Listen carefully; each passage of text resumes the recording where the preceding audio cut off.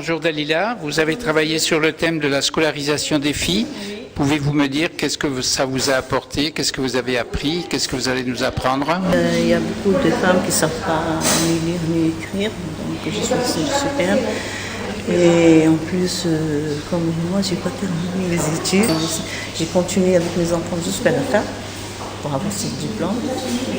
C'est important pour vous. Important pour, oui, pour les filles, voilà, pour les enfants de l'avenir, voilà.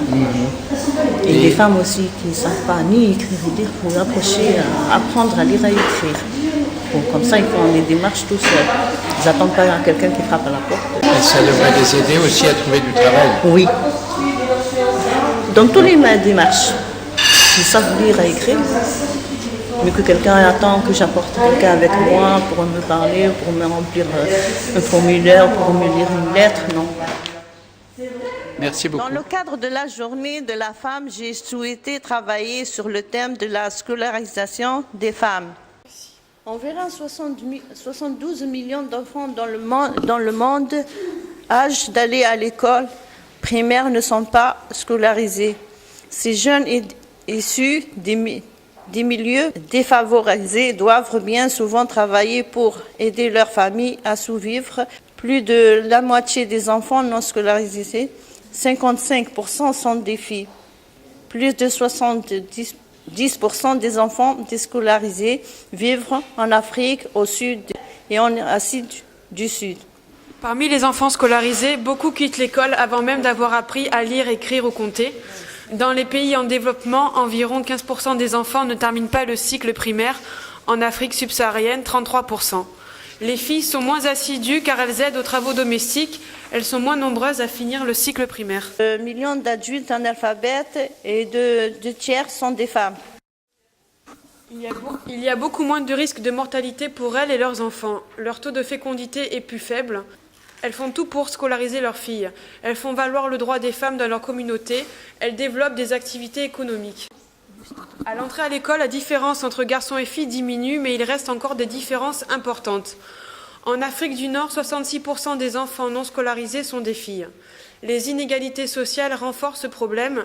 Les enfants des zones rurales, plus particulièrement les filles, ont 2 fois moins de chances d'aller à l'école que ceux des villes.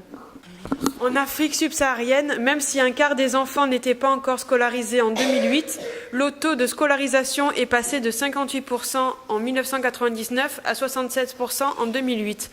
Des progrès ont également été réalisés en Asie du Sud et en Afrique du Nord.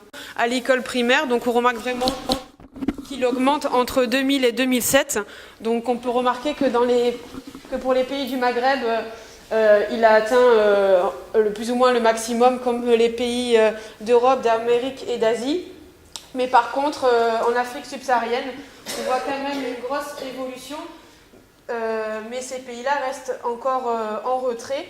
Donc c'est dû surtout au manque d'infrastructures et au manque d'enseignants.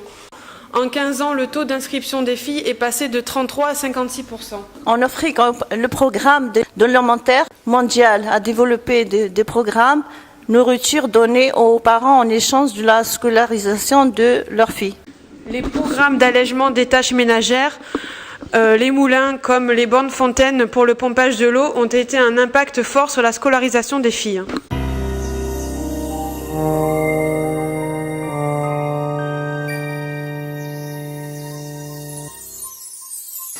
Bonjour, si vous voulez bien vous présenter, dire ce que vous avez préparé comme travail pour cet après-midi. Je suis Madame Dalla. Je présente un exemple de la maternité. On a vu un film et c'est pour ça qu'on explique comment les gens ils vivent en Afrique du Sud. Les gens ils ont un mal traité. Il y a beaucoup de difficultés. C'est sur la santé. Bonjour, je suis Madame Seydani.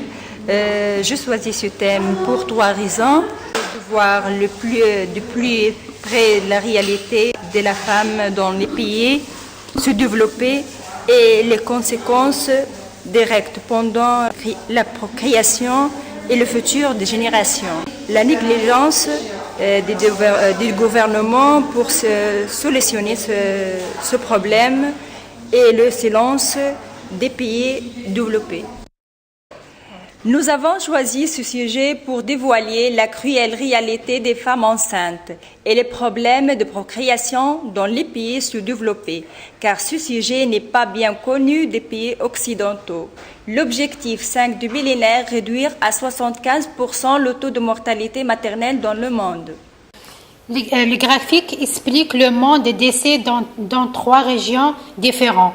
En Afrique du Sud, quand une femme tombe enceinte, elle a une chance sur 100 de mourir. Dans les pays en voie de développement, elle a une chance sur 200 de mourir. Les causes de mortalité. En Afrique, l'hémorragie est la principale cause de décès, 34% pendant l'accouchement. Il y a aussi les infections du sang, l'hypertension et le sida. On dépense beaucoup pour soigner le sida, pour la régulation des naissances, mais très peu pour les soins en urgence. C'est la première cause de décès des femmes en âge de faire un enfant. On remarque aussi que dans les pays en voie de développement et surtout dans les campagnes, il n'y a pas des hôpitaux, dispensaires, centres de santé. Il y a 500 000 femmes qui meurent des complications de grossesse, car il manque de personnes de santé qualifiées, sages-femmes, infirmiers, médecins. Quel constat! Plus d'1 million d'enfants chaque année restent orphelins, alors que la vaste majorité des décès des femmes enceintes pourraient être évités. Les principales causes: le manque d'éducation, les croyances, les coutumes, les mariages précoces, le manque de personnel qualifié, le manque de moyens matériels, le manque d'argent, la peur des césariennes. Dans certains pays, les femmes ont peur de rester stériles après une césarienne, comme nous l'avons vu dans le film précédemment. Exemple positif. Au Pakistan, ils sont développés des cliniques ambulantes. En 3 ans, 850 000 femmes sont accueillies. En Égypte, 32 maternités ont été installées dans les campagnes, alors le nombre de naissances avec les personnes qualifiées a doublé.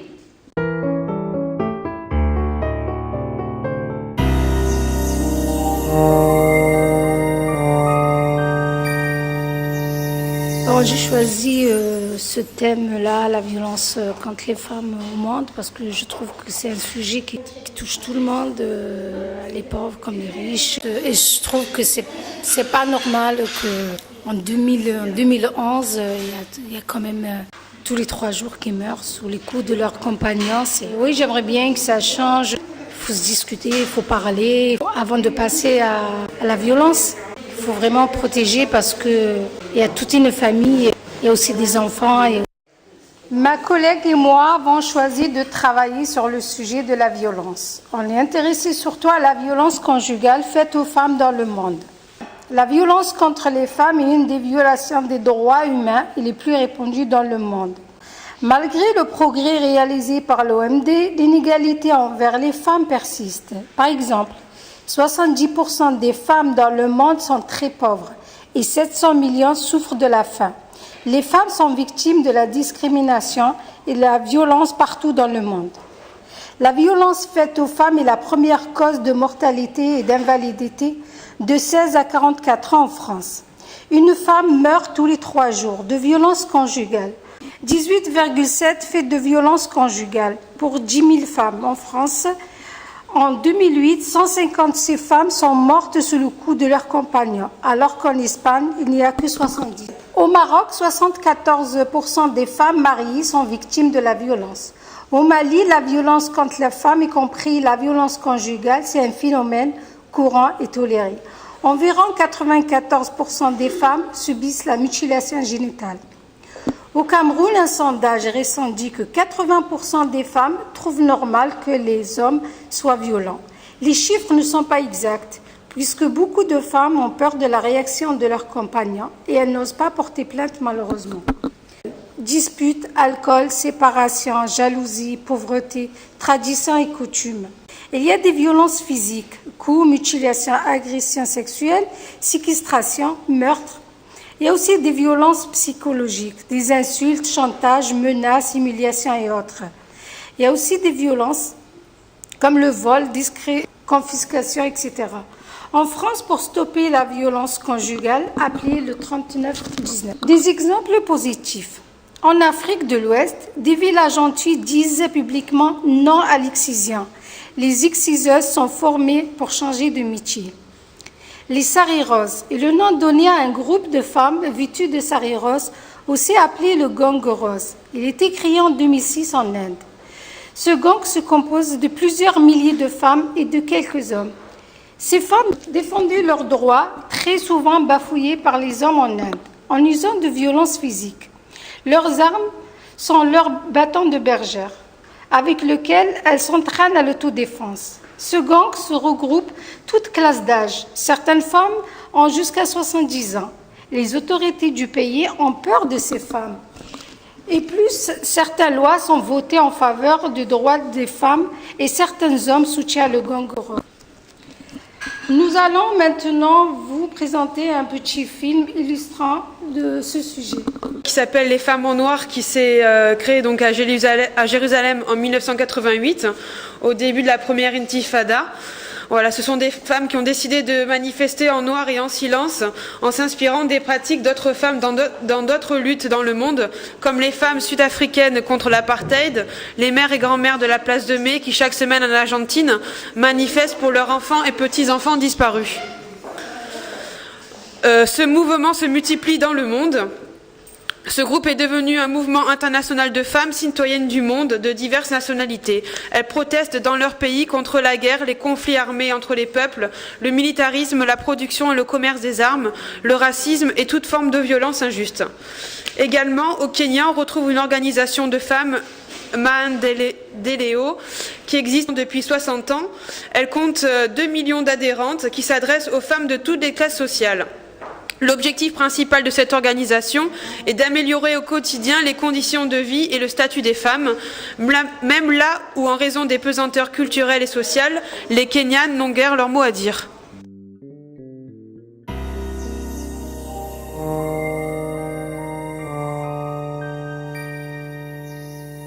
Il faut garder l'espoir et continuer à agir pour prolonger et continuer ce travail en se tenant informés et continuer à sensibiliser autour de nous, à signer des pétitions pour faire bouger les politiques, à nouer un partenariat avec des associations des femmes du Sud pour comprendre concrètement leurs problèmes, les actions qu'elles mettent en place sur le terrain, les soutenir et voir comment être solidaires. Poursuivre en 2011 ce travail, en 2011 par exemple sur la cause du travail des enfants, mais il faut aussi améliorer l'accueil dans les administrations et les services qui accueillent des femmes qui sont victimes de violences. Je voulais juste ajouter un complément au film qu'on vient de voir. Depuis la loi de 2009, les femmes qui sont victimes de violences et qui sont en situation irrégulière, elles peuvent porter plainte sans avoir à craindre d'être expulsées. Et les femmes qui sont en situation irrégulière et qui ont des enfants scolarisés depuis 5 ans ont droit à un titre de séjour, après avoir eu un premier récépissé de 1 an. Donc heureusement, les lois bougent et c'est dû justement aux personnes qui se font entendre et qui se mobilisent pour faire avancer les choses.